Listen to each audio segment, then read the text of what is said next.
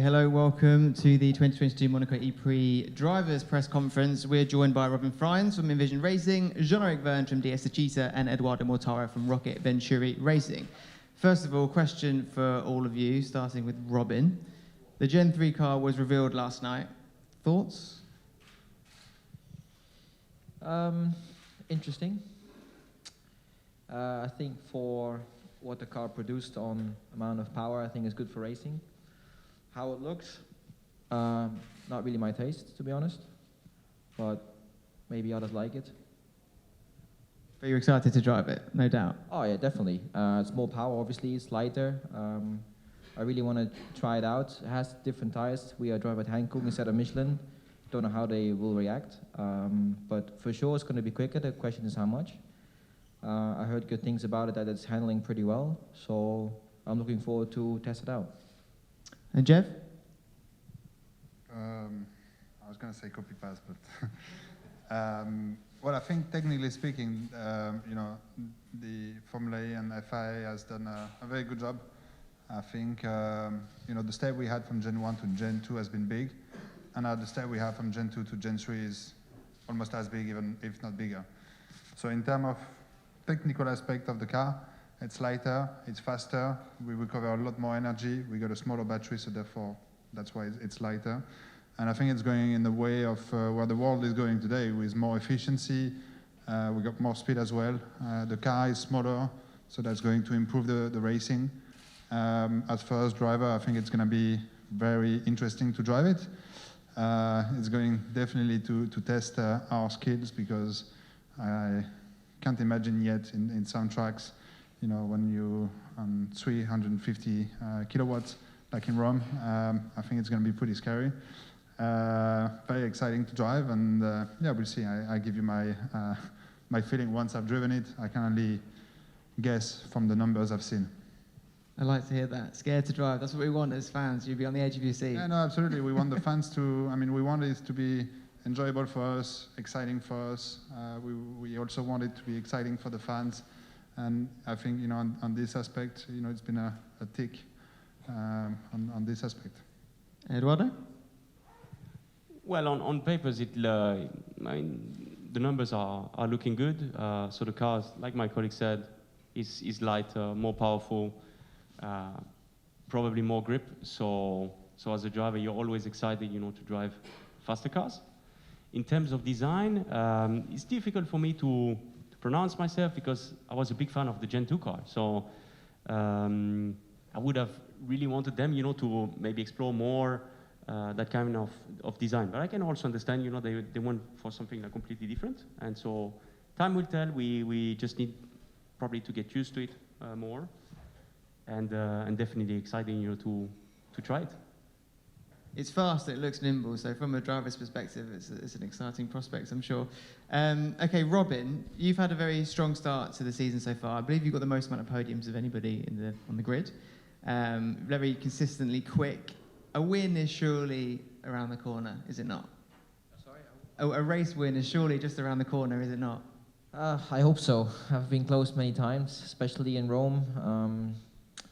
Yeah, I've been leading quite some laps already this year. But yeah, the victory is not came quite, still not. But yeah, Monaco last year we were very competitive, also leading the race halfway. The most important thing is to be competitive, to be up front, to score as many points as possible, to fight for the championship at the end. That's the main goal. You can win a championship without winning a race, obviously, but the goal is to win a race. In terms of the qualifying format for this season, do you think how excited are you to do that here in Monaco? That's quite a unique.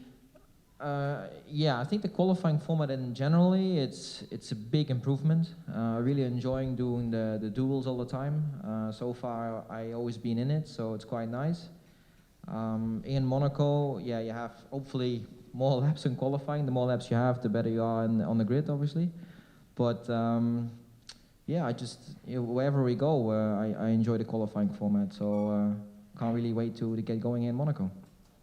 And Jeff, you're currently sitting at the top of the standings and looking more and more likely to get that win of the season, each race.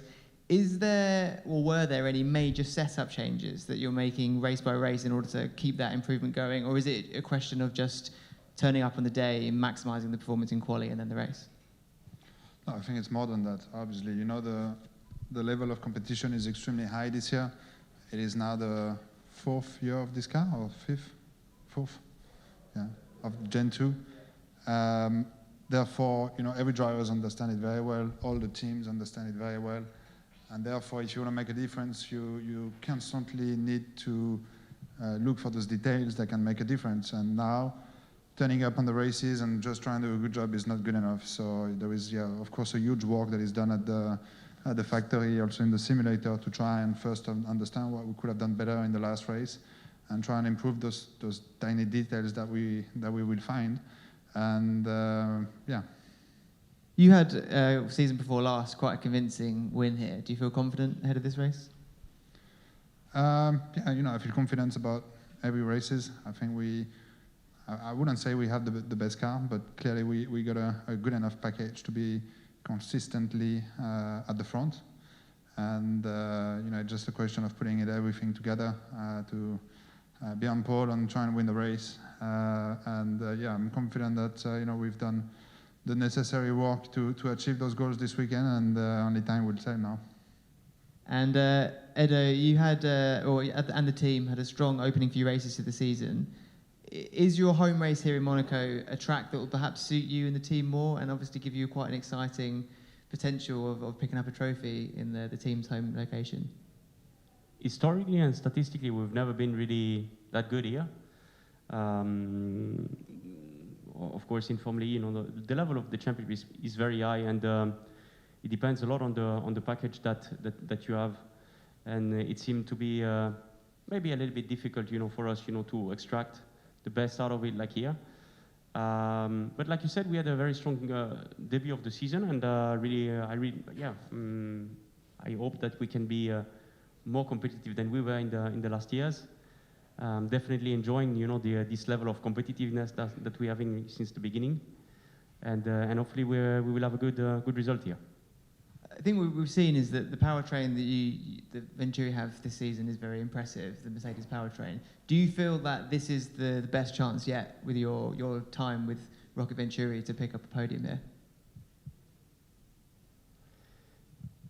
I mean, look, the powertrain looked very competitive in Riyadh, and then Porsche was looking very competitive in Mexico, and then Jaguar was looking very competitive in Rome. And so where, you know, DS and Vision, I think that what clearly you have to understand is that, like what Jean-Eric was saying, is that we are coming to the end of this Gen 2 car, and everyone is really being able to exploit very much, you know, their own package. And sometimes, you know, our one can be performing better, and in some other racetracks, you know, they can also be performing very well. I think that we are very lucky to have a very, very good one, like you said. But I don't think that it's superior to the others, and we need to make sure that we exploit it at the maximum every time. So I'm looking forward, you know, this weekend to do that, and hopefully, you know, then we can enjoy a good result. So with that in mind, the kind of marginal gains available for teams because of everybody's experience now with this car, how much do you think experience on this circuit will play into it? Because we've got quite a few Monaco race winners in a bunch of different categories in the Formula E grid. Do you think that will help? Yes, I think so. We were speaking about it with my team, actually. I think that here it's a racetrack. You need to have, there are a few tricks that you need to know in order to be quick here. Probably, I have a little bit the impression that it's probably more than in other racetracks. And or at least I can feel that. I didn't race so much here, and definitely I always struggled probably a little bit more here than I was in other racetracks. So. But I'm looking forward, you know, to do better this year, and so let's see. Sort of extending that question over to you, Robin. You mentioned earlier about you enjoying the new qualifying format. I think you're one of only two drivers that's got themselves to the duels in every race so far this season. So is that level of additional pressure something that suits your driving style? Is it just that perfection, that one lap that's needed? I wouldn't really say it's pressure. I mean, last year I felt also quite competitive, but then I think I was the only one being in Group 1 the whole season long, so Sometimes, last year Mexico was quite bad. You're starting in the back, but now with this qualifying format, you even have a chance that if you have a good car and you feel comfortable in the car, you should always be starting in the top 8, and that's definitely the case. But is it more pressure? I wouldn't really say so, for me at least. Okay, and Jev, from a team perspective, obviously you had the win here in 2019, Antonio had it last season. Does this mean that Monaco is a track that suits the DS Cheetah car and you expect similar results this time around? Well, I hope so this year. Winning a year on the track, coming back the year after doesn't mean much. But yeah, I mean, for sure we have a good car on this track. We just, as I said before, we simply need to deliver, do the job we have to do without any mistakes. And always in Formula E, when you do this, you're never far off the top. Then you need a bit of luck, of course, in the race, not to have a safety car at the wrong time. Yeah, as I said, I'm confident we can have again a strong weekend here, like the last 2 years, and we'll see. And finally, from me, before I open the floor to questions, if either one of you was to win tomorrow's race, would you be celebrating in a similar fashion to last year, or put your own original spin on it? Robin? What was last year? Antonio, Yeah, top dive. Sorry? Top dive. Antonio's He jumped in the pool like from the top. How many meters was it? I think it was 10 meters. No. It was the highest one. It was big. Yeah, I will do it. Yeah. Okay. Jev, same or something different? Flat on the stomach, like. Cannonball, yeah. Edo? I don't like to copy, so I'd like to find another way, to celebrate maybe in my own way. So, sure, we will find, something like cool to do. But his jump was pretty cool. Intriguing. Okay, and any questions from the floor?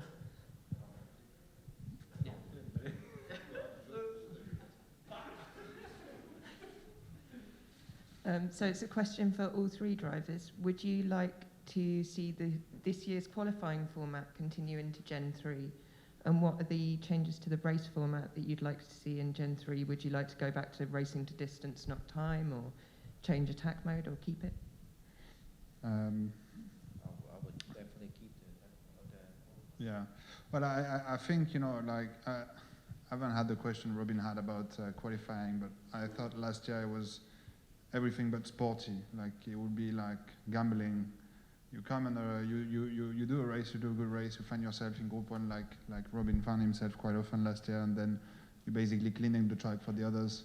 And that's, to me, extremely, extremely unfair. And that, this wasn't sport. And the change they've made in qualifying is phenomenal. It gives me also, like, I'm happy to come on the races now. Like, I feel that if I do a good job, I can perform well, which I didn't last year. And to me, there is no reason why they should change the Formula E, the qualifying format. It works very well. It rewards the best drivers. It rewards the best team doing the best job. And there is no excuse if you're not in the top 4 and finding yourself in the dual phases. It's just that you need to work harder, and that should be the case in every sport, not only motorsport, but it should be the case like this. Not giving a pole position to a driver because he's far away in the championship and is lucky to be at the right place, right moment. And then as for the race, I don't really have an opinion about going back to distance and not time. I think the racing is quite nice like this. I think they went probably a little bit too harsh in a way that at the end of the racing, now if you have a safety car, we have too many flat-out races. And it's a bit tricky because then some drivers, can play some games and attack a lot during the race and gamble for a safety car. And unfortunately, sometimes, when it's flat out, you don't overtake in Formula E. So maybe they could tweak a little bit this regulation. The attack mode is fine.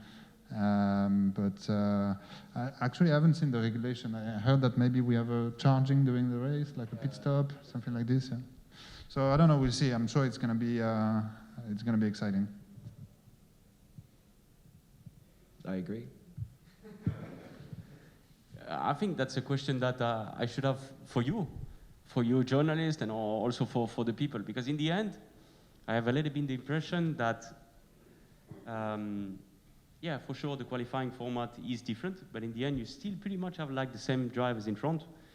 In the end, we still do it for the fans and for the people. So it would be good, to know what they prefer and what they would like to see. I would be very open, to have like some new things happening in the future, as long as it's entertaining for the people. Because in the end, this is the most important thing. For us, yeah, maybe we have our preferences for sure, because sometimes especially with the old qualifying format, that was benefiting or not some guys. But in the end, I think it was still providing quite some good level of entertainment. So yeah, I think it's more for the people to answer that question.